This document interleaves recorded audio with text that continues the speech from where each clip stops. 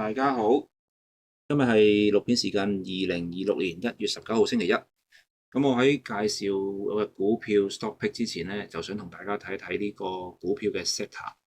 咁因為我覺得呢個 sector 咧，其實都喺今年都應該會幾熱炒嘅。咁呢個 sector 就係量子計算啦，即係量子電腦啦。咁究竟咩係量子電腦咧？同大家科普一下先。咁傳統電腦啦，傳統電腦就係一同埋零去運作噶啦，大家知道。而量子電腦咧就係加入咗量子力學原理咧，令到簡單啲嚟講咧，就係將一同埋零撈埋一齊。學名咧就叫疊加態，咁令到佢個運算速度大大提升，係啦，可以快1萬倍啦、5萬倍或者10萬倍都得嘅。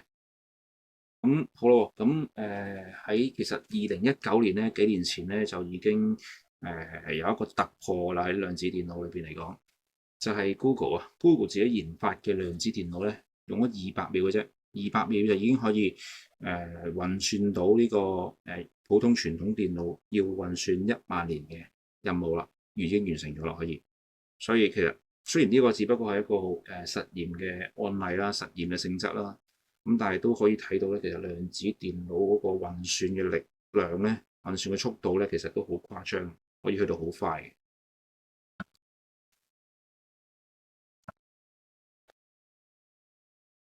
OK，係啦，呢一個就係嗰個新聞啦。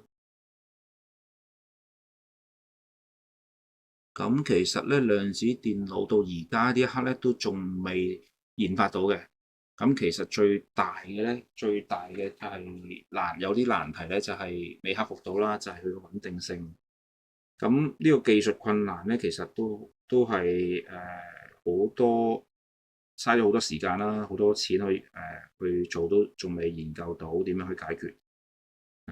咁因為如果佢唔夠穩定嘅話咧，成日錯嘅話，不如用翻傳統電腦算啦。係啦，咁但係以前做唔到嘅嘢咧，而家就因為有咗 AI 幫手啦，咁所以以前仲係講緊量子電腦可唔可以，即係有冇可能實現到啊？而家咧直頭大家都有共識啦，市場有咗 AI 幫手之後咧，大家都會覺得喺2030年咧就會可以正式研發到出嚟啦，呢個量子電腦。咁偉大嘅日子咧，啲人咧都俾埋個名佢叫 Q Day 添㗎啦，係啊。咁如果到咗呢一日咧，即係量子電腦發明呢日咧，成個世界應該唔同晒㗎啦。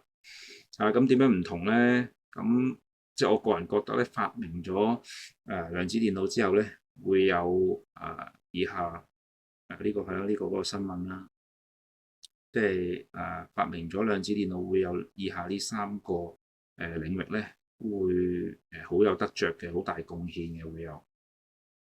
係啦，分別係藥物研發啦、材料學啦同埋金融嘅。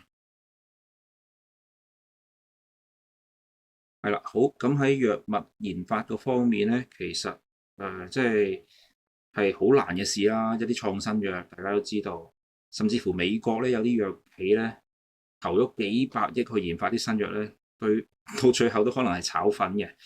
咁所以咧呢個唔係錢嘅問題啊，其實真係好難嘅，因為你要不停試不停試咁樣，即係點解唔知點解有一日咧先至會啱啱咁啱撞到咁嗰先，即係咁樣先可以研發到出嚟嘅啲新藥。所以咧，即係有咗量子電腦之後咧，就應該會大大咁樣縮短咗呢個研發嘅時間啦，因為佢不停撞不停撞，個速度好快。咁咧原本要10年研發嘅，咁就有咗量子電腦之後咧，就會3年到，係啦，差唔多即係減少咗好多時間去研發到出嚟啦。咁研發新藥有啲咩咁值錢咧？其實都係有呢個延遲衰老啦，即係啲人可能會有啲病又醫唔到啊，咁就可能會解決到啲問題，即係延長生命啦。咁延遲衰老啊、延長生命呢啲咧，其實到而家為止都未有一個好正式嘅藥物啦去做嘅。咁其實呢個都係終極嘅藍海嚟嘅，所以醫學嘅聖杯都係呢啲嚟嘅啫。所以量子電腦都可以好值錢嘅，如果研發到出嚟可以幫助到呢一樣嘢之後，OK，咁跟住咧第二個就係材料學啦，我頭先講過嘅材料學。咁之前咧有啲報道咧就係話呢個有啲人發明個超導體啦，後尾就係話原來係漏料嚟嘅。咁所以咧證明即係地球人咧其實仍然好想去發明一啲好勁嘅材料啊，令到啲嘢咧好多都即係好多嘢都會所有嘢都好 efficient 啦咁樣。咁而量子電腦咧佢幫助咧係可以即係模擬好多無限個咁嘅分子咧去組合咧嚟到去撞啲新材料出嚟嘅咁樣。係啦，都呢一個就係對材料學嘅貢獻。好啦，到第三個啦，咁就係金融啦。咁金融咧，其實而家已經有實際應用到噶咯喎。咁喺上年啊，25年嘅9月份咧，匯豐銀行啊就同 IBM 合作啦，咁用咗 IBM 嘅初階版嘅量子電腦啦，嚟到去做交易。係啦，咁就嗰個成功率咧，證明咗係上升咗34%嘅喎，又就係呢單新聞啦。咁所以證明量子電腦而家唔係即係唔係吹水階段啦，而家唔係淨係實驗啦，已經係應用緊嘅。OK，咁跟住咧就咁呢個睇翻個市場規模啦，市場規模都好犀利。由而家即係啱啱過去嘅2025年嘅81億啦美金，去到10年之後嘅1890億美金。咁佢個年複合增長係有53%，可以誇張到可以有53%咁多。係啊，咁啊係咯，國家都有啲投資啦咁樣嘅。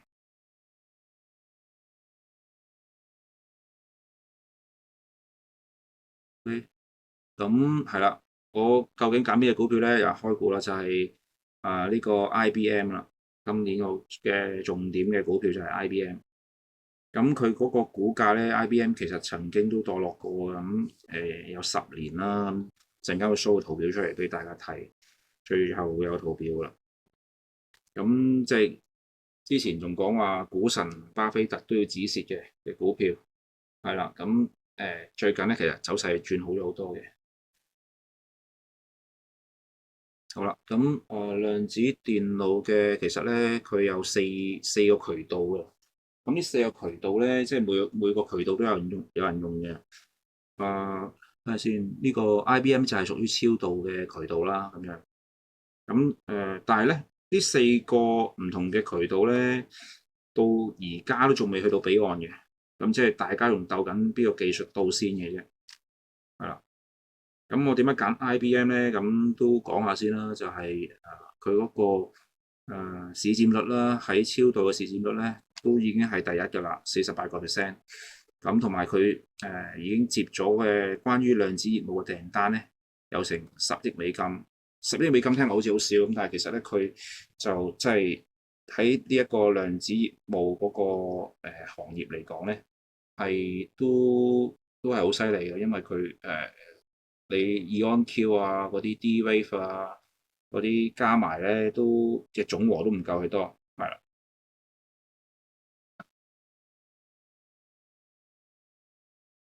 同埋咧，再講多少少就係 IBM 咧，IBM 其實佢都喺投資入量子電腦個金額咧，其實都大嘅，有成300億美金。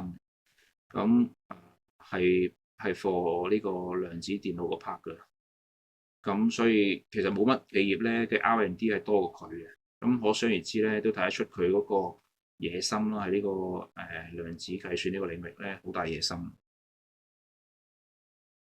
同埋咧，佢呢間公司咧，都喺好似係上年嘅4月，上年4月咧就承諾咧喺5年之內啦，會投資呢個1500億美金嘅。咁其中300億美金咧係用喺量子計算研發嗰度嘅。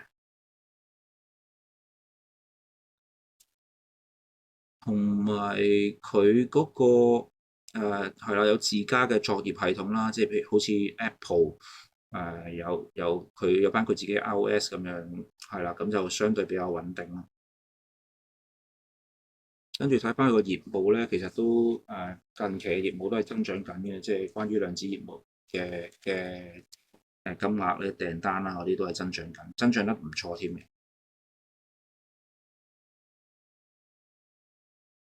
好啦，咁個啱啱上年最新嗰個即係營收啦，第三季都keep 到係唔錯嘅增長啦，係啦，同埋佢嗰個自由現金流咧，其實都好好嘅，因為喺24年嘅財年咧，佢有成127億美金嘅free cash flow。咁呢啲咧就係可以俾佢有足夠資金去研發呢個量子電腦啦。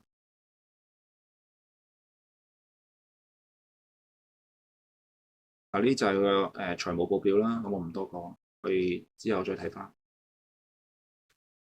好啦，咁總結咧就 IBM 咧其實有充足嘅資金同埋能力咧去研發量子電腦嘅。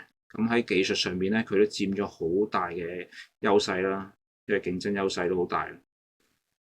咁至於佢嘅股價咧，就睇翻啦，呢個圖咧就之前就橫行咗大約10年到啦，係咯，其實呢個2012年開始橫行噶啦，到2023啊24年開始突破啦，咁就一浪高於一浪嘅，所以我覺得咧，即係呢個走勢咧，某程度都係反映緊咧佢對量子業務嘅睇法嘅，啲投資者。